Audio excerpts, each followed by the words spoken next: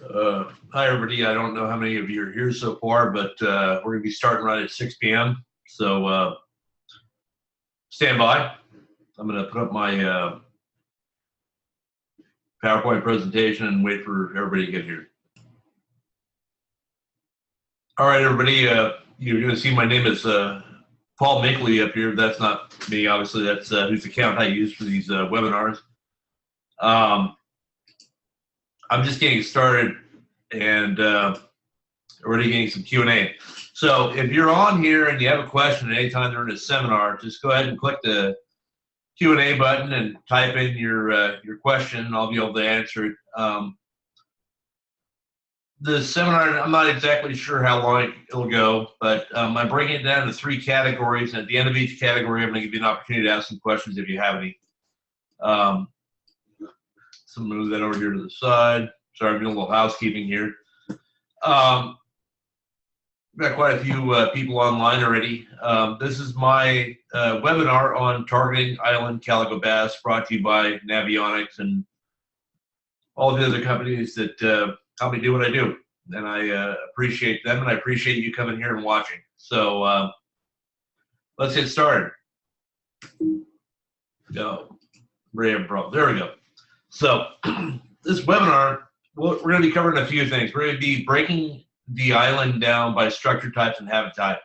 When I say the island, it's every island in this, SoCal Bight here. It could be from Santa Rosa to the Coronados. They all fish similarly.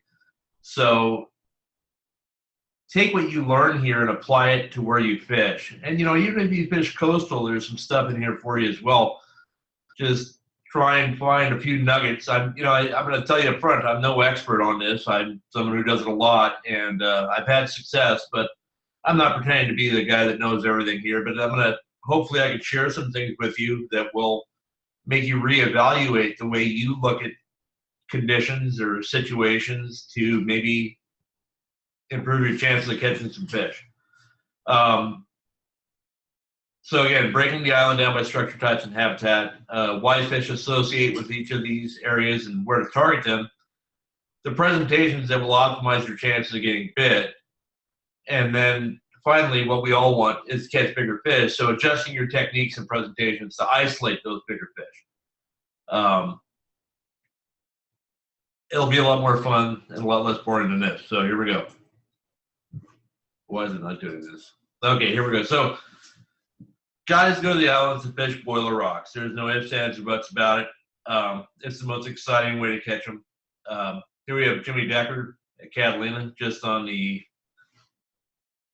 east side of the closure at Farnborough Bank, the SMCA there, what MPA or whatever you call those things, which everybody should be aware of. You fish the islands, there's a lot of them. This is what we all think of when we think of, we're going to fish the boilers for bass and that type of stuff. But I'd like to really break down what's going on in this picture. And this is a picture I took a few years ago, and he didn't catch anything here. If there were biting fish there, he certainly would have. Let me go to the next slide. So this is the Navionics chart showing the spot that he was fishing specifically. And I got you can see my cursor here. These rocks were the ones you were fishing. Here's that SMCA or MPA line for the Farnborough Bank inshore closure, which you always want to stay off of it. We didn't fish near the closure due to the fact that there's bigger fish there. We fished near the closure due to that was the only spot at the island that actually had conditions. And one of the things I've noticed about the MPAs is they are in the best spots. So if you end up close to one, it's very clearly delineated on your Navionics software and or on your chart. And by the way, these screen grabs are all from the Navionics website. So if you end up wanting to look around or you want to try something out, you can go to their Navionics.com, look at chart view, and you can scroll into your area. The reason that we would have, and again, I'm not going to lie to you, we didn't catch any fish that day, but the reason those fish, that's a fishy area is because the biggest factor when fishing boiler rocks is finding surgy areas that are in a place where bass would go to. So, you know, you can look at the best looking boiler rock anywhere on the coast, and if it's 60 yards from the closest deep water access, there's no reason for a bass to be in there. Bass are basically, they're not attracted, you know, everybody's like, oh, the foam is home or whatever, you know. Bass are attracted to places that have a high percentage of bringing them food. And if you go back to my cursor here that I'm showing on the screen, these black lines here show contour lines, which is a depth increment. So you can see that it goes from being very shallow up here and very uniform depth, which is probably 5 or 6 feet or 2 feet or whatever. And then you get a lot of lines right here. This means that it's going from shallow to very deep very quickly. And those deep to shallow changes tend to push bait up towards structure. And bass are ambush predators, so they're going to set up near that structure and hide in the turbulence, basically. So they're in the shadow of these rocks, and they're taking advantage of that turbulence to capture bait fish that are getting washed up against them by the current and the movement and ambushing them. So they're looking for the easiest meal they can find. So aside from the spot that Jimmy was fishing in the photo, there's another spot right here that's even better looking on the right-hand corner of the screen. Right, I'm using my mouse to show it, because not only does it have deep water coming up to shallow water, but it has another deep pocket behind it. And that deep pocket would be a great place for a bass to lay in there in the calm water and wait for bait fish to come up over that turbulent water, end up there disoriented, and they can eat them. So bass are looking for the least amount of effort they can expend to get a meal. You know, it's very you know, fish and any animal in general is very different than a human, in that we look at, we say, oh, I want to eat this or I want to eat that or whatever. Fish want to, it's like a math equation for them. How much energy do I have to burn? How much nutrient will I get out of that? The bass are not going to chase an anchovy all over the place to eat that, because there's no value in that to them. They're programmed to know that the output has to be less than the input when they're feeding. So they're going to find the highest percentage areas. And it's not always easy to spot it from the surface, but if you look at a chart like this and you can see this little declivity here, that seems like a place where there might be a bass waiting to eat something. You know, again, it might be impossible to go under because it's too rough, but if it's not, that would be something I would look at. So when looking at boiler rocks, we're not just looking at how much turbulence there is. You know, if that was the case, you know, Huntington Beach, the shore break would be the best place to ever catch bass, but it's very turbulent. There's no reason for a bass to be in there. There's no delivery system for food. There's no way that they can swim. And the rougher the water they're swimming in, the more energy they're burning. So it has to be a higher percentage spot. So you see these huge areas of very turbulent water that stretch out for hundreds of yards or whatever. There would have to be an insane amount of food in there for a bass to want to go in there and eat that. And let me move to the next slide. When it comes down to finding boiler rocks in general, there's 3 things that you look for. And the first thing is current. Always, wherever you're fishing bass, current is the biggest thing, because you're looking for, bass are stationary, they're ambush predators. So current is what delivers their food to them. So if there's no current, the chances of a bass having a bait fish brought by it diminish greatly. So you want to look for areas that have some water movement. As we can see here by this kelp in the lower right-hand part of this picture, the current is actually going uphill at the island, which is perfect for the area that Jimmy's casting to, because if there were bass that wanted to hide against structure and use the turbulent waters to hide them to ambush, they would be in a position where the current would carry the bait to them. And they're not always there, but that would be the most you know, you pull up to a spot and you're like, oh, I'm going to get a bite right here, and you do or don't. But a lot of times that has to do with that. So water clarity is a big thing. That's the next, you know, and these are my biggest concerns when fishing boiler rocks in general, is that if the water is too clear, the fish can see your bait from a tremendous distance away, and they can identify it as something abnormal. And a lot of times when you get follower bass, they're like come up right behind your bait the whole way. Those bass are following your bait because they're curious as to what is this? I mean, this is obviously not right. I'm going to look at it because I'm not sure what's going on. And a rule of thumb with bass, and this has nothing to do with boiler fishing, but anywhere you're fishing bass, if the water is very clear, you want to bring the bait with the current, because bass, any stationary fish like a bass hanging by a kelp frond or one holding in up near structure, they have to have their noses into the current to hold their position. If they point the other direction, they get swept down wherever. So if the water's really clear, you want to bring your bait up from behind them and hope that they react and hit that bait when it passes them, because if they get a good look at it coming the other way, they're going to go, oh, that's really weird. I'm going to turn around and look at that and follow if they're bored or interested. So clarity is a big thing. This, you can see here in the photo, the water's off colored. It's not that milky horribleness. Excuse me. A lot of times the Catalina, especially, you get that real silty white. It's almost it's sea bass water, for lack of a better term.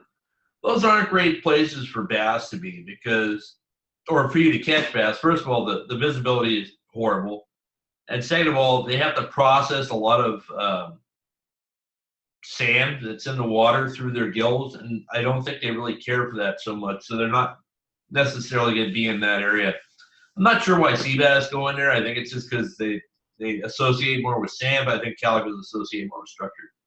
And the final aspect of this is surge. So the water movement gives the bass a place to ambush. So what'll happen is, we have current happening here in this area. The current is drawing, and you can watch my cursor here on the screen. The current is drawing bait fish towards this surge, because they're just swimming. They're basically holding still with the current carries them along the island. There can be a current of 1 or 2 miles an hour. So these fish have to swim pretty hard to stay stationary to go contrary to it. So a lot of times bait will just chill out and the current squeezes them along. Now you have an area here with some surge. That surge, if anybody's ever driven their boat behind a tanker or a freighter that's leaving the harbor, you know that the minute you hit that white water, everything gets kind of squirrely and your boat settles and you're not steering straight anymore. That's basically what happens to these bait fish, and they're disoriented by it. They're like, hey, what's going on here? And that the bass know that once they get in there, they're not going to be paying attention to predators. They're going to be trying to swim and orient themselves, and bass use that to take advantage of it. And that's how they feed. So current, clarity, and surge are the biggest things whenever you're fishing bass. It could be at an island, it could be on the coast, it could be kelp, it could be in rock, it could be whatever. Those are the three things. You need at least 2 of them in any given situation. If you're fishing boiler rocks, you can get by with clarity and surge, or current and surge. If you're fishing kelp, current and clarity is fine as well. But these are, so the first one's the bait delivery system. The second one is giving you an advantage not to have your bait identified as an artificial lure. And the third one is it's an ambush point. Whereas, a calico bass can hang out by a kelp frond or next to a rock. The surge breaks up the sunlight, and a bass can hide in plain sight within the surge. So there's 2 different worlds really here when it comes to fishing boiler rocks. The first one, like you saw Jimmy fishing there, is fishing on the weather side of an island where there's a lot of water movement. There's usually, even on a calm day, there will be a lot of surge, there will be a lot of movement. Boiler rocks on the lee side of the island are a different story altogether. You can see Matt here is casting to a rock here somewhere on the west end front side of Cat. We didn't catch any bass. We got a couple nice yellows outside of it. But the front side of these islands is more of a finesse fishery type of thing. These bass have, you can see there's very little water movement other than the surge point. So these bass are holding tighter to the structure. And if they're on the outer edge of the surge area, they have very good eyesight and they can see a lot of things. So you're actually trying to, whereas on the backside, you're fishing a bait that they will see and actually try and feed on in these calm, very often very calm areas. You're trying to trigger a reaction bite. So your bait presentation is a lot more specific. When I'm fishing boils on the backside, a lot of times I'll throw a hard or a service iron or a big swim bait or a big weedless bait. When I'm fishing boiler rocks on the front side, you see your mass throwing a small crankbait, or you'll throw a smaller hard bait. I'll show you some of these baits in a little bit. These baits are more realistic, and they have a very definitive action that will get. Yeah, so, okay, so yeah, here, sorry, this is perfect. So Nick Tharp, hi Nick, he's talking about lee sides of islands. You know, at Catalina, the front side of the island is the lee side on, Santa Cruz, Anacapa, and Rosa. The actual back side of the island is the lee side. So we want to look at the part of the island that has the least amount of movement, call that the lee. These fish in the lee of the island are going to be a lot more picky and critical about what you're going to throw. So if you're going to throw a bait and actually try and get them to eat it, it's going to be tough. It's not as easy. They're not as reactive. You can't see a spot, throw a bait in there. Oh yeah, there's one. This stupid brown lure, 7-inch lure, 10 people over the 1 ounce head. You really have to trick these fish into biting. And we had a perfect example last year during the SWA, Matt and I fished actually the lee side of the front side of Santa Cruz, Nick. Very calm water where you would drive for a mile and see one area of very minimal surge where you'd have a 2-foot section of surge maybe. But those fish were very keyed in on a crankbait, on a very burn it, pause it, and on the floating end of that, they would hit it because they would see that bait, they would come out and follow it, and they would get fired up. And if you just burn it back to the boat, they would not bite it at all. But if you pause it, it would float back past them, and that would trigger this reaction bite. That's what we're looking for in these situations. So erratic hard baits. Yes, here's another great question. Is tide more important when fishing leeward sides as opposed to windward? Yes. Tide moves water. Tide makes things happen. I wasn't going to talk too much about tides in relation to islands because we go there when we can. And on any tide, there's going to be a fishable area. An area that might be great at high tide might be horrible at low tide, but you can go in there and thank you for bringing it up. I will get back to that a little bit later. So whereas fishing boiler rocks on the backside of an island and the weather side of an island is a lot more user friendly, getting into the lee is a different situation. I'm gonna give you an example. At Coronado Islands last year, Matt and I fished an SPS tournament down there, and we found that the 4 to 5 pound calicos were biting hard baits. He was fishing a Lucky Craft 190. I was fishing a crankbait in the surge on the weather side, a good distance off the island, surprisingly. I mean, they were in surge in 90 or 100 feet of water, 50 feet off the island. They were just using that surge as cover. And then when we go around to the lee side of the island, I even stopped fishing. I just drove from the console, had Matt in the bow, and I would idle along, and he'd say, stop, I'm going to make a cast here. And you'd have to make a cast within 3 or 4 feet to get a bite. But you would, the fish are just tighter to the structure. They're more wary of what they're looking at, and makes it a little trickier. I got a lot of stuff here, and I'm going way too slow, I think. So this is a great picture I took of Jimmy Decker at Catalina. He and Jack Soul and I went to Cat to shoot photos for an article, and he took me to some of his favorite areas, and if you could figure out where this area is, I guess you get one of Jimmy's spots for free. But the most of the guys that fish bass and have a trolling motor on the boat have this vision that, hey, I'm gonna go fish Boiler Rocks or whatever, and I'm gonna put my troller in, and me and my buddy are gonna get up there in the bow, and we're gonna cast like we're freshwater bass fishermen, but we're gonna do it in the ocean. It's very extreme and exciting and all that. The truth is, in a lot of these areas, you just go up in the bow and you put your trolling motor in. You may have not done it yet, but you will flip your boat one day because you can't keep yourself safe. The spot that Jimmy was fishing, he had Jack up in the bow, fishing a swim bait. We caught several fish in here. Jimmy fished from the console and didn't even bother putting the trolling motor down because you could see the kelp in the water and that rock that, this picture's pretty tame, but about 15 seconds later, we're sitting on the edge of a swimming pool, empty swimming pool, and that rock's at the bottom of it. If you're on your trolling motor, you can't get in there because you'll get that kelp wrapped around your prop, and you will not be able to move the boat when you need to move the boat. So what it comes down to is if you have 2 people on the boat or 3 people on the boat, one of the people has to commit to staying at the wheel.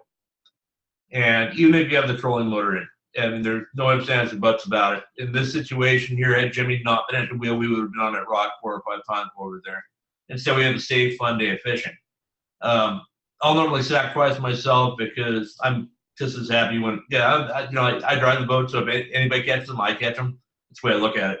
But you need to be aware of those things. But, the reason that he fished this spot, even though it's dangerous, was because this is a really good area to catch fish. And you can look at your chart here on the next slide and see. So this little black and red thing, if you were to click on a Navionics chart, it would say this is a rock that is sometimes submerged and other times not.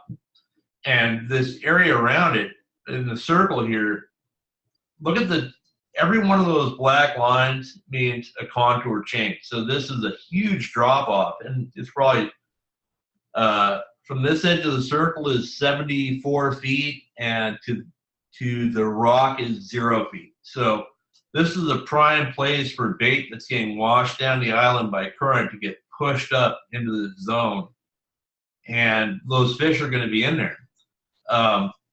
If you have an area that's got, like, I don't know if you can see my cursor here, but this really steep thing, that's similar, but it's so steep that there's nowhere for the fish to situate. It's basically a wall that they're up against, and they don't like that. They're not gonna. They'd be on top of each other competing for the same fish. Here you have probably a 40 or 50 foot spot width-wise where these fish can spread out, and all of them can ambush effectively in that kelp associated with that rock. So a lot of times when you're fishing boilers, you're not necessarily just casting to a rock. You're casting to the areas around it that are likely to hold fish. So next couple slides here are going to break this down. So this is my friends Nick Tharp and Scott Summersgill on Scott's boat at Santa Cruz Island, and Nick's on here, and I appreciate your input. This is a trip I took with them a few years ago where we fished the backside of Santa Cruz, and they are fishing some rock in the classic Channel Islands way of fishing calico bass. The rock that they're casting to here drops off just as dramatically as the stuff above the water. So the boat's in probably 20 feet of water, and they are casting up towards the rock and working their baits downhill to straighten out. And these baits are probably 4-inch swim baits with or a creature bait on a neck with a 3/4 to 1 ounce head, War Baits head or one of the other brands.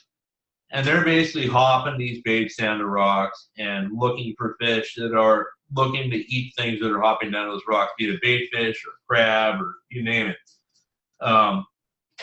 It's hard to tell from the photo, but the water is very clear in this area. So the likelihood of getting a bite in the top 10 feet of the water column is very low. The fish can just see it too well. So most of your bites are going to come 10 to 30 feet down, which could be almost straight up and down. So another way to fish it is once you find that, okay, so these fish are biting 20 feet off the rock itself, it could be in 15 or 20 feet of water. Instead of casting up the rock and working it down, you could just cast parallel to the rock and have your bait in that 20-foot range the entire way. It's kind of how we fish the break wall for guys that aren't really experienced in doing that. So this is a great way to fish clean rock. And by clean rock, I mean there's no kelp, there's not a lot of other growth going on. You can fish a swim bait or a creature bait, you can hop it down the wall, and chances are, other than bumping it off a rock, you feel something, it's probably get fish. It's not going to be kelp or seagrass or whatever. But that's very rarely the case in areas that hold calicos. A more likely scenario you're going to run into is what Matt Florentino is fighting a nice bass here and at the east end, I don't know, it'd be southwest end of Santa Barbara Island. The island, as you can see here, is extremely steep, but that steepness ends right where it hits the water. I fished here a couple weeks ago with Joey Shimizu and Taddy, and we caught a couple fish here. It was tough. At the water line, the depth is obviously 0. Where this rock is, it's probably 3 or 4 feet, and where the boat is, although we're a good distance from shore, it's probably about 12 feet. The rock that he happened to catch that fish by that's prominent in the photo is not what he was casting to. This is basically a reefy, well, I guess it's just rocky. There's not actually, the difference between a reef and a rock is really nothing in Southern California, the same thing. Basically, it's a very shallow, rocky area that gently slopes out. And the reason that this area bites, and what you can't see in the photo, there's a finger of rock comes out here to Settle Island. And this is kind of a corner that things get pushed into. Bait fish, current comes in there. The bass don't learn to stage there. But these fish are coming off this shallow rock. And that day I fished in there with Benny, Matt's dad, and Matt, and I fished in there. We probably caught 10 fish, but we probably lost 25 leadheads fishing in there, because what we're doing is we're casting up shallow, holding a rod tip high, taking 5 or 10 turns, letting it sink back down, taking 5 or 10 turns, letting it sink back down. But it's so rocky. I mean, you can look at the shoreline. That same stuff continues out in the water. Those bass are just sitting on the bottom there waiting for something to get blown by. And here, very important question I have to answer. So in every situation, as my friend Russ Caldarella asked this, in every situation, he's asking if you fish mono to braid, or braid to mono, or straight braid. We fish straight braid 100% of the time, with maybe 4 to 5 feet of fluorocarbon leader, very short. Sometimes 3 feet, 2 feet, depending on when my partner feels like retying. It could be 6 inches for me, but having the nose stretch of braid is imperative when fishing situations like this, at least in my opinion. So getting back to the slide, and I'm sorry I'm all over the place. I'm trying to answer questions and do everything here.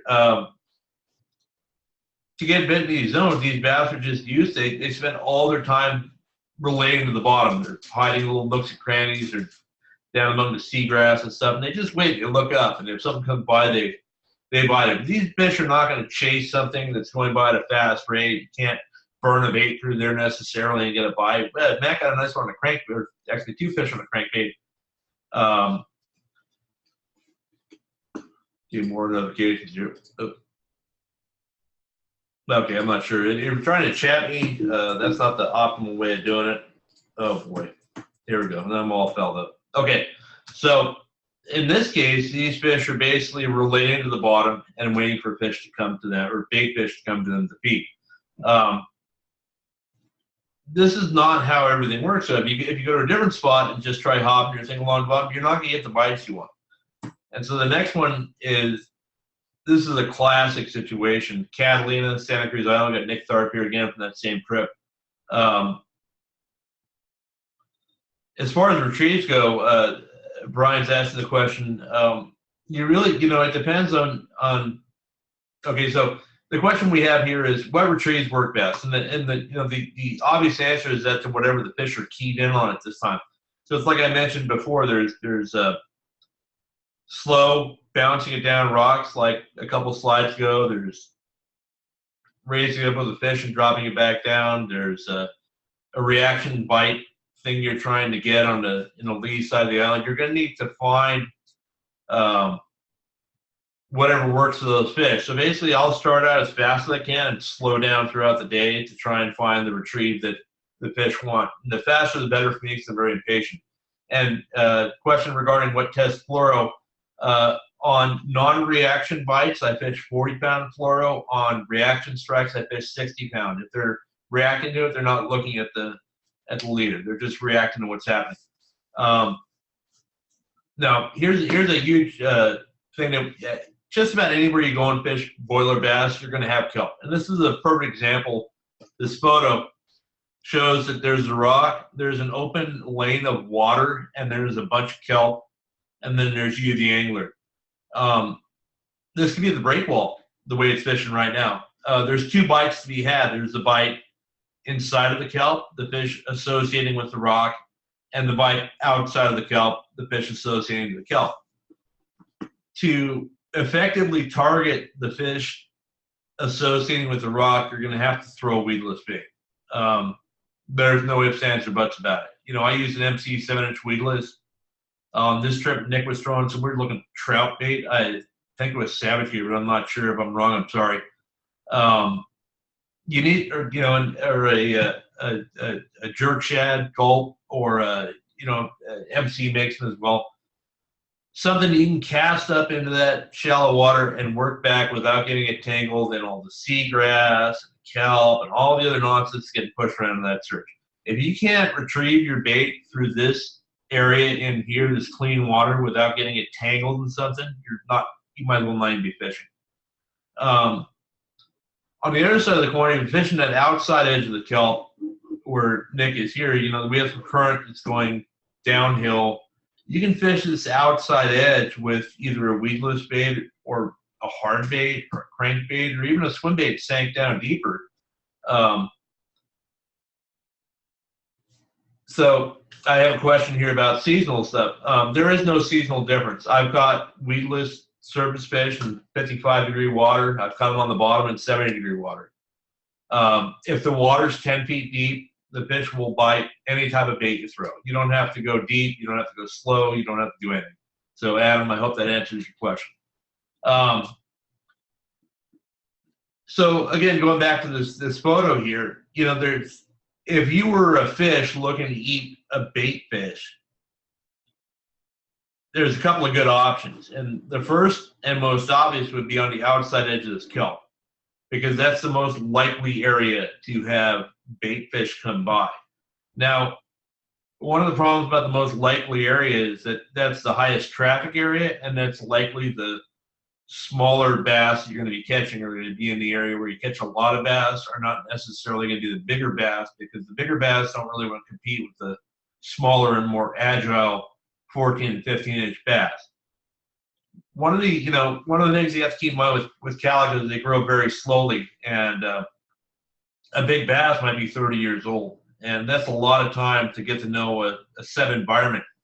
So a bigger bass might know that, hey, there's a little pocket back in these rocks right here, which I'm showing my mouse, that get some current and some bait fish get delivered there. It's not a lot, but I don't have to burn any calories to sit here. It's calm. I'm in a pocket. And 5 fish come by an hour, and if I can eat 3 of those, I'm full. Bass are smart like that. I mean, they don't want to compete. They don't want to race around and chase baits. They don't want to do anything. They want the bigger ones. They just want to sit there and consume and not burn calories. So you can get to know these areas and say, hey, I see how this water swirls around here, and make a cast to a spot that might be a higher percentage spot for something. My advice in all these situations is go in and pay attention. Look at every cast. Try and make casts to specific spots and pay attention to what happens when you do that. And hit a bunch of different ones and say, hey, when I cast this spot just outside of the surge, I got a bite. And then 2 hours later, I cast to a similar spot and I got another bite. That's to tell you that, hey, that might be a pattern. So let me try and figure this out a little bit more. It's not easy, and it's not necessarily fun, but if you want to get better at it, you need to start thinking about why those bass are there. So take a look at the environment, break it down, say, hey, if I was bass, where would I be? Try that. Look for the easiest, so the path of least resistance, getting bait fish in their mouth is what bass are going to take. If it's too easy, there's going to be a lot of bass there, and the bigger bass are not going to want to compete with that. So you need to look for a not as obvious spot to cast to get those bites. And a lot of the, I cast in the 6 inches of water and I caught this 8-pounder or whatever. Yeah, it's not because 8-pounders live at 6 inches of water. It's that you just happen to cast in a spot that you knew or didn't know was a great ambush spot, and the alpha fish in the bed was sitting there. So there's a difference between rocks that have kelp and kelp that are associated with rocks. And this is a world famous bass angler, Jack Soule, who's been doing this a lot longer than most of us has, and actually could probably beat the hell out of all of us, even though he's 80 years old. A quick story, probably 15 years ago, he's probably in his late 60s. Jack and Mark Higashi and I fished, and I mentioned I was studying karate and I was pretty into it and stuff. Jack was telling me how he used to study with, I want to say Hank Parker, but that's the fishing guy, but whoever the guy that brought Kempo karate to the United States. And I'm like, oh yeah, old man, whatever. And he, at the gas station, he got me in a couple of pretty impressive pulls that had me on my knees begging him to stop, and he made me put my face on the cement. It was pretty embarrassing in general, but he's a hell of a guy. Anyway, so Jack's fishing kelp that's associated with rock. And just because there's boil rocks doesn't mean that's the first place those bass are going to be.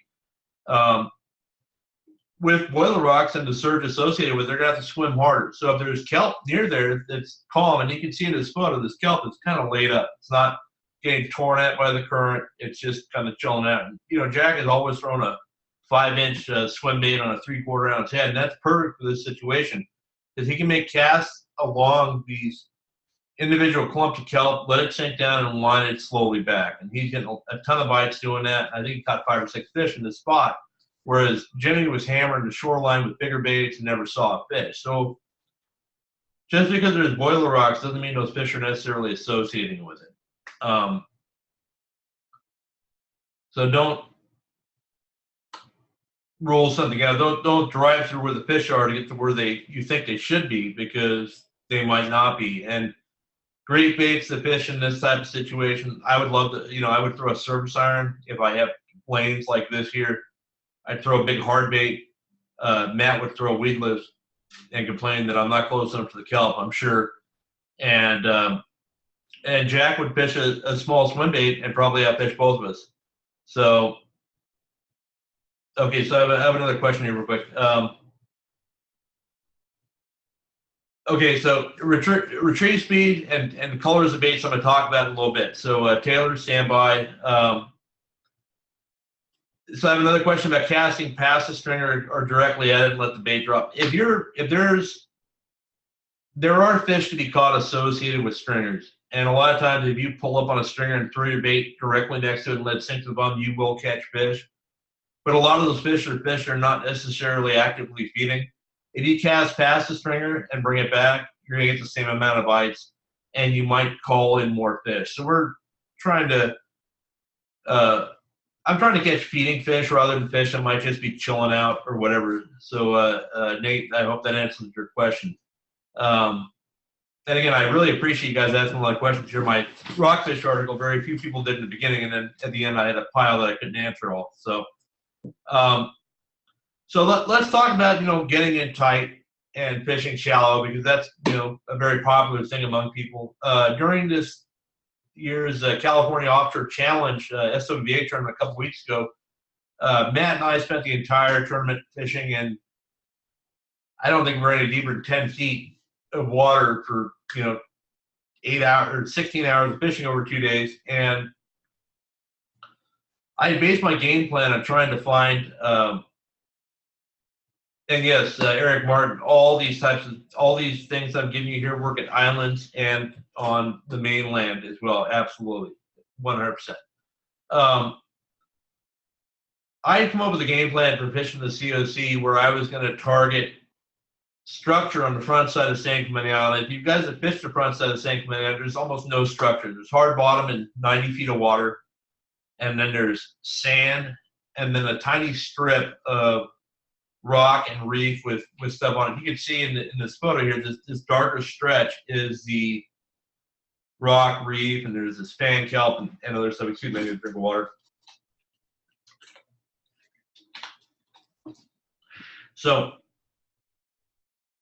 Matt and I had come up with a plan that we were just going to cover as many miles of island as we could, targeting that shallow stuff and seeing what we catch. But I had never fished there on my own boat. I'd fished there on sport boats. I'd fished yellowtail from a skiff there, and I always knew that stuff was there, but I'd never actually fished it. So Google Earth is a great reference. You can zoom in on it.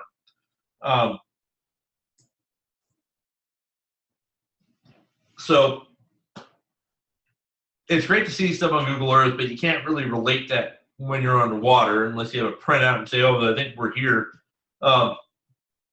This is what one of the spots on the front side of Clemente look like on my Navionics chart. And this has all the components of an area that would be a good shallow water spot. You have deep water access. I think this water is only about 30 feet deep out here, but you can see that it's this spaced out contour lines means that it's very flat, which tells me that's probably sand. You know, no drop off on the outside edge of this. But for it to come up this steeply, that's telling me that there's hard bottom there, because sand doesn't come up in a wall. Sand comes up like this, and it looks like lines like you have there with those space ones. So here we have some deep water access that's pushing up into this little point, which has a plateau. And while this chart is not 100% accurate, I went and compared this to Google Earth, and it looked like this. And this shallow plateau actually has 4 distinct rocks, and then the line of rocks on the inside. None of these rocks are above the surface. So that's a great way to say, hey, there's something here. Let me go look at that. And we went and looked at that. We caught several fish off this. But these shallow fish are very much associated with the structure. If you can see this area around here, all the just non-dark areas, that's sand, and these are rocks, and there's rocks here on the shoreline. So the calico bass aren't going to be laying in the sand trying to ambush anything. So you're basically trying to concentrate all of your casts to these areas. And once you figure out where those fish are holding in relation to those, you can really speed up your searching. You don't have to look at every single rock or whatever. You can say, hey, these fish are on these rocks, and 8 feet of water, they're coming up to 2 feet, and they have a certain type of this, and they have a current going this way. And you could just, almost what we did, we just drove on the main with Matt standing in the bow looking and saying, no, hey, I want to cast up there. And did pretty well doing it. Now, I have to preface this by saying on day 2, conditions changed horribly for us, and we went from having a 20-pound plus bag to only catching 4 fish, but conditions change. And yeah, there's nothing you can do about that. So when fishing these shallow reefs and kelp, this is a picture of Matt at Catalina. We're fishing down towards the east end somewhere, and we look like we're quite a ways off the beach, but we're probably only in 12 or 13 feet of water.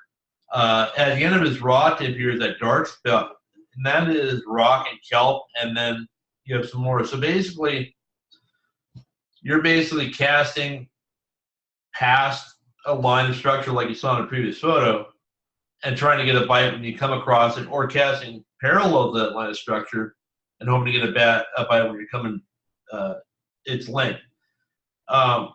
You need to fish baits that are going to be weedless in these situations. I guess it's time for me to break out some of my stuff here. So I'm going to get away from the slideshow presentation for a second, and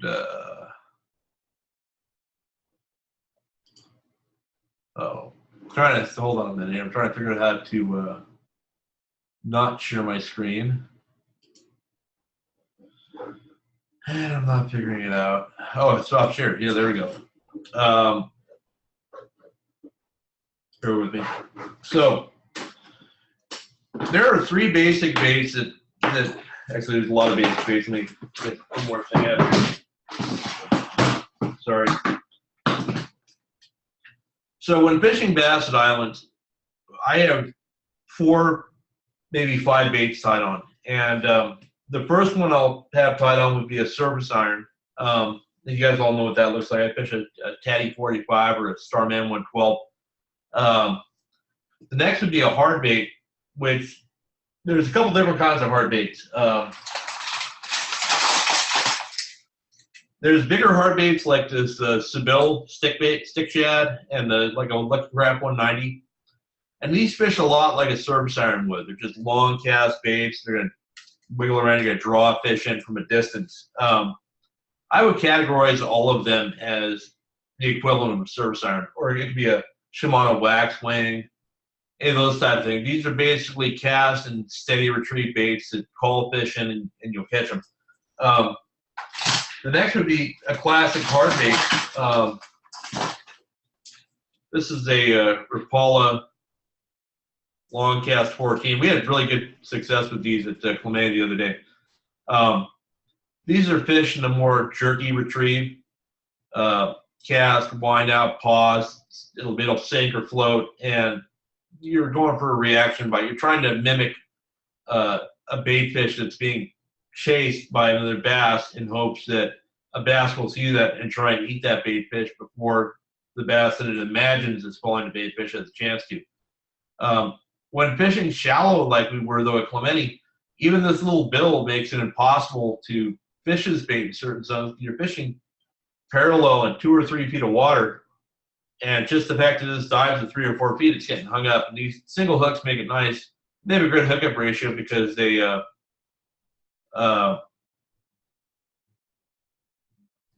I lost my train of thought. I'm sorry. They have a good hookup ratio, but they don't snag the kelp. When they do snag the kelp, they tear out pretty easy. But even this smaller bill will make it tough to fish. So there's baits like this other Rapala that have no bill, and they'll run about a foot down or whatever. So I have a question here. At the Officer Challenge, gin clear, cold water with a F-ton of bait, real hard bite. How do you fish it? We fish it with baits like this exactly. So the tougher the conditions, and yes, the SP minnow is another favorite of mine. That's another question I had. I've got a bunch of them right here. They're all tangled up, so I didn't take them out. But SP minnow, this Rapala, I've got some Okuma Saboteur baits. They're about the same size. Anything in this size range will work good.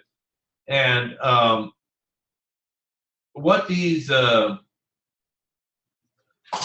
baits do is they have an erratic action, stop and go retrieve. So we're burning and pausing and burning and pausing. And they burn and they pause and they float up or they sink down a little bit. And it's during those pauses that you're going to get those bites.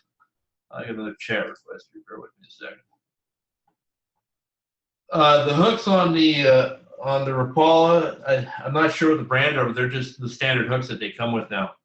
That bait comes with a single hook, and I really like that. It makes them a lot easier to take off, too. The worst part is getting, especially when you get a double on Calicos, and you could ask Jimmy Decker, he had to cut a treble hook out of my finger when I got a double on the SP Minnow last time on his boat. These are stop and go action, not steady one. Burn, pause, or slow, speed up, slow down. You want it to look like bait fish are trying to run from something, as opposed to bait fish are just all, because that's not going to attract the predation and the reaction bite. Another great bait that we have success with, even in open water in those shallow zones, is the weedless swim bait. You can see this one's pretty chewed up from, or maybe you can't see it from the tournament. But this, a lot of people are like, oh, you're going to fish a weedless swim bait, but there's no kelp. Well, if the water's 10 feet deep, a bass will come up 10 feet deep to bait. Even if they're in 100 feet of water, they'll come up 10 feet. So why not fish a bait on the surface? You're looking for a reaction strike. You're looking for something that's going to race out and hit that bait. So don't associate the weedless bait necessarily with kelp, only because they have very good applications as well. And they have a big meaty hook, so if you actually do get one of those fish, you got a good chance of getting it. Another bait that's very underrated but works well, and I think I probably hooked the biggest fish I hooked during that tournament, I ended up losing it, is the jerk shad. And this is an MC jerk shad, 7-inch on the owner's sled head, which would be what I would give my wife if we were fishing the kelp bed so that she wouldn't snag the kelp and actually have a chance of catching something. And tell you what, though, this is an amazing bait in those situations when fishing parallel in that shallow water. A lot of that is rock, and there's this fan kelp that stands up. It's not very big, maybe a foot or so, and it's laid down by the current, but it makes a lot of holes, and those bass tend to sit in those holes looking up to feed. So you make a long cast, let it sink, and hold your rod tip high.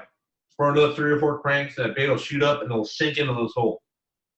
And then you burn it again, it'll shoot up out of that hole. And then a lot of the bites you get are either right when it shoots up, or you'll let it sink down and go to wind down, and those fish will be on there. And again, this is associated with being a finesse bait. I mean, I'll fish this for spotted bay bass, but I would fish a minimum of 40-pound leader on this. And I had some pretty frayed lining with that, because these fish are hanging in these rocks and these holes. These are the fish that are not actively out there feeding on the weedless bait or the hard bait. They're not out there reacting to this bait. This is the bait that falls into where they're hanging out, and they're like, oh, I gotta eat that, So that's pretty much it with that. And since I'm showing baits here, I'm gonna give you guys a big secret. This right here, this is a 5-inch Viejos in the same color we fished the weedless. I'm gonna call it the matte Koch color, for lack of a better term. It's a gold flake belly with a green back, and this is I think a 1/2 ounce VMC boxer head. And if you're fishing in situations where there's rock, this boxer head is great because it fishes, the line comes off here, so it wants to rub over rock instead of getting caught in it. And it tends to hop up. And I mean, you can buy these things, depending on the size, 2 or 3 for $4 versus what you would pay for a weedless lead head. And I'm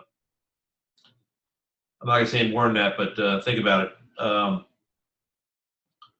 But yeah, we don't fish. I don't fish 7-inch baits. I don't fish 9-inch baits. If I got someone lead-headed that says, and it's Pat Sullivan years ago said, "Oh, elephants eat peanuts." I'm sure we've all heard that, but that's the truth. You're gonna get just as many bites on this bait from the same size fish as you are on a 7 or 9-inch bait, and if they bite this, they're probably gonna get the hook.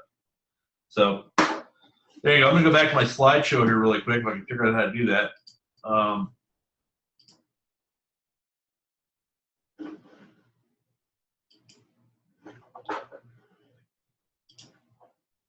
Oh, sorry guys, bear with me. Okay, so here's the next step. And we're getting a little long here, so I'm gonna go a little quicker. I have a question about, do you ever throw a slug? Why or why not? I'm gonna tell you all about it right now, Tim. Yes, there's no, by the way, Eric Marin, there's no jerking. It's just a wind, let it sink, wind, let it sink action. So, kelp beds, be it at Catalina, Clemente, any of the Channel Islands, La Jolla, Palos Verdes, whatever, they all fish the same. And you can see that I caught, talk about catching fish looking. I caught this bass in the eye. I'm not sure that he was very hungry, but he posed for a photo. At the islands, clear water is your worst enemy.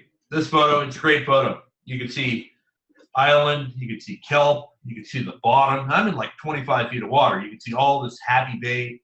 This is garbage. If you see this, just keep driving. Trust me, there's nothing to catch you. Okay, so I'm going to go over a couple of situations that are bad. This is the second worst condition you can find when fishing kelp. This kelp floating straight up, no current at all. You got a little bit of bait here scattered around, probably blacksmith perch, whatever. You got good watercolor, but unless there's something else happening that's not being shown in this photo, you're not going to catch anything here. You might catch, if you fish this all day, you might catch a handful of fish, but the fish are not going to be, this is not conducive to biting fish. This is conducive to oh, hey, look, I see a Garibaldi, or oh, you see that harbor seal swam by? Yeah, this is not good times here. This is the worst case scenario. Here, we got some current. You can see this kelp's laid down a little bit. Not a lot of current, but there's movement. But this bait, and a lot of this is blacksmith, there's smelt, all kinds of nonsense. When they're all just hanging out and pointing different directions like that, they're having a good old time. They're acting like the landlord. When the bait fish are acting like the landlord's not there. So you know what? Keep driving again. And I know it's easy to see this in this photo that I took underwater, but you can see this from the surface. You can see bait in the water. You can see is the bait that I'm looking at acting scared? Is it just chilling out? Does it look happy? Is it falling? Do you have a smelt this big falling your weedless back to the boat? Yeah, there's no biting bass there. So this is probably the best photo of kelp I've ever taken. This is 100% the right stuff. We have current carrying that kelp bed back that way. We have bait fish swimming against the current, which tells me that those bait fish in a tight group, those bait fish are trying to get away from something. Those, bait fish don't swim against the current unless they're feeding or unless they're trying to run. Because, again, just like any other fish, they're going to burn as little energy as they can. They'll just be carried with the current. So these bait fish right here are being pushed in a direction by either feeding or fear. And I know in this case it was fear because the bass were wide open. It was kelp bed. We had a couple dozen fish while I was holding the GoPro underwater taking pictures for this, for an article. This is the leading edge of a kelp bed. This is where the bass will be. In this case, the bass weren't right on the leading edge. They were in a little thicker stuff about 20 feet back, and that's what these bait fish were running from. I think the current carried them towards the kelp. When they got there, they encountered those feeding calicos, and they turned around and hauled ass out of them. So you don't necessarily need to see kelp on the surface to see that there's good current and fishy looking area. I don't run a hummingbird unit anymore. They're great. I run a raymarine now. I like this a little bit. Whereas, as you can see here, this is 120 feet right and 120 feet left. I can go about 600 feet on each side with a new unit. But having side imaging, you guys are like, I don't need side imaging on a calico fisherman. Well, if you look at your up and down, you see a bunch of lines of kelp that are, oh yeah, there's kelp here. It goes to 20 feet down. By looking at the side imaging, I can actually tell the current direction. And I can also see if there's schools of bait above or associated with that kelp and where they are in relation to that kelp. This photo was taken past the leading edge of the kelp bed, but I can see, hey, there's rock on the outside of this. What you're seeing here is rock. And you can see kelp that's actually being laid down by the current. And there's bait. It's hard to see in this photo, but there's bait on this leading edge of it right here. So this is, I don't even need, it could be dirty water, it could be low light. I couldn't see any kelp at all, but I know that, hey, there's the leading edge of the bed. There's bait there.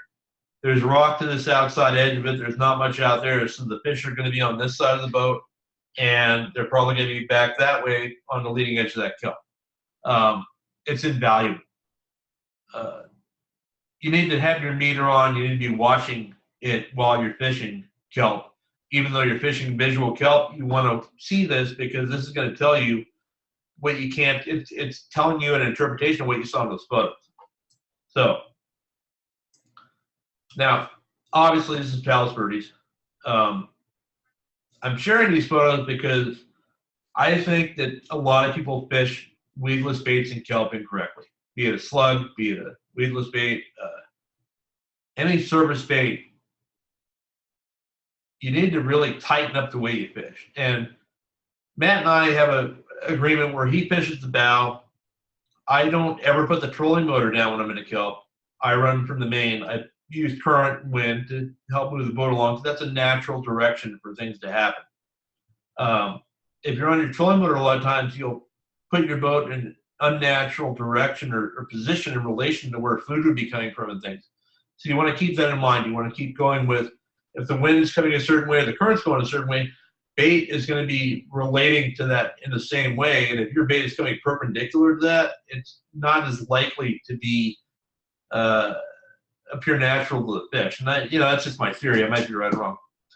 But what's shown in this photo here is Matt doing his typical sidearm weedless cast. You don't need to fire this bait out a million miles.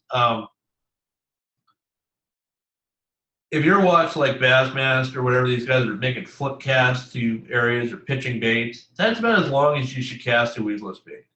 You need that takes a lot of boat movement to make it worthwhile, but you should never even need to cast, or you can cast overhand if you want, but you shouldn't be trying casting 200 feet. You should try and cast 50 feet. And as you can see in this photo, this is not the end of Matt's cast. This is the moments after it hit the water. Here's the kelp stringer that he is casting to. He's casting the very precise spots. And the weedless bait is right here, and you can see a bass starting to boil behind the bait right there. So he cast to that stringer. He cast to the stringer that was here. He cast the stringer that was outside of that. He cast the stringer that was inside of it. So instead of making one long cast, you can make 8, 20, and 30-foot casts to these things, and these fish are going to bite that close to the boat. So you can see here that bite that he or that kelp stringer that he cast in, the bite that he got is maybe no more than 15 feet off the bow of the boat. But the key is to get that bait past, and what Nate Carlson was asked about earlier is, are you putting the bait right on the stringer? In the case of a weedless bait, you're wanting to look at the kelp, analyze, hey, where would a bass be in relation to that kelp? What's the most likely? It's going to be on slightly down current of the edge, probably in the shadiest spot, and you want to put your bait right past that and wind it 2 or 3 feet before it's going to be in the bite zone. You don't want to be winding your bait 20 feet or 10 feet even before you get in the bite zone. So, yeah, so this is the next, I was shooting it fast here, taking burst photos. This is, a second and a half later. So Matt has hooked this fish. This stringer here that I'm pointing to with my mouse is where he hooked at. And there is nothing but clear water between Matt and that fish that he hooked. So that fish, once it gets the hook, is going to be in the boat. If you were to hook that fish back here or over here, you got a lot of stringers to deal with. And every one of those stringers can be a place where the bass will get under and get your hook off. So you really need to not only look at ambush points, but look at a path of clear water between you and the bass. Because, for example, Matt fishes in the bow, I fish from the console. I'm making the odd cast areas because he's like a vacuum. Everything within 30 feet of the boat, he's already hit. There's no reason for him to cast it. So I'll bomb the casts off the side and do the longer stuff. So I'm fishing the console while I'm driving the boat. He'll probably land 90-95% of the bites he gets. When I'm making the long cast over nonsense, I'm looking to land 65-70% because they're getting around kelp or they're digging down into stuff and coming on. I said a question about with the current or against the current for presenting bait. In dirty water, I bring it with the current. I want the fish to have time to see it. In clear water, I bring it against the current so that the fish doesn't have but the split second before it has to make a decision if it's going to bite or not. And regarding bait colors and sizes and all this stuff, I mean, I've watched this for 10 years or how long I've been throwing a weedless. If there's a biting bass on a stringer, it's going to bite the first bait that comes to it, regardless of what that bait is. I just happen to have a hint here, if I can find it.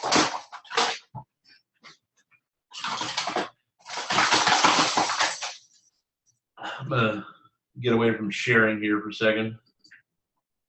This is a Yozuri Hydro Mag popper that when the bluefin were really biting the popper real well, Matt and I thought it would be funny to take this out and catch calico bass on it. And we fished this thing like a weedless bait, and we caught calico bass popping this by every really good-looking kelp stringer. They didn't want it, but there was biting fish here, and they ate it. And this is not a good calico bass bait, by the way. But it shows you that the fish is at that point because it wants to eat something. If you throw anything even reasonable out there, it's going to eat it. So don't worry about the bait, the color. We throw green with a gold belly weedless. We throw green with a gold belly top hook bait, and all year long. We never throw another color. You don't need to if they're going to bite it. So go back to sharing my screen here.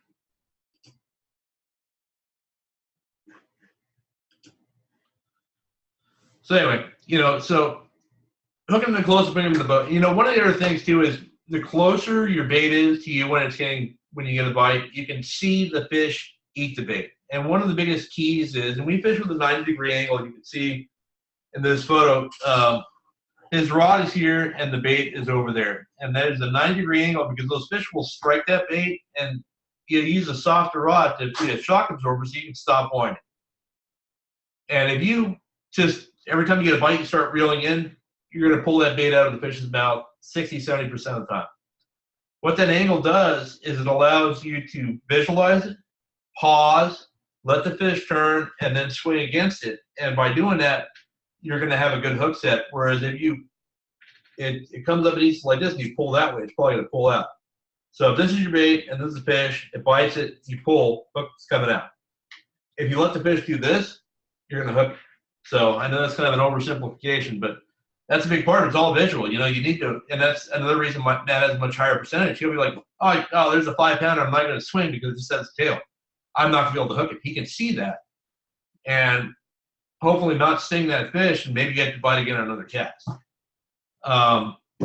That's it. I want to thank everybody. I'm going to be randomly drawing the name of 5 participants, and they'll receive either a gift certificate for a 1-year subscription to Pacific Coast Sport Fishing Magazine or a BD Outdoors hat or shirt of their choice, and I will notify you guys by email. If you won the last seminar and I happen to draw your name again, you're not going to win again. I'm sorry. I really appreciate everybody attending. If anybody has any questions, I'm happy to spend a couple of minutes answering them. If not, thank you for coming.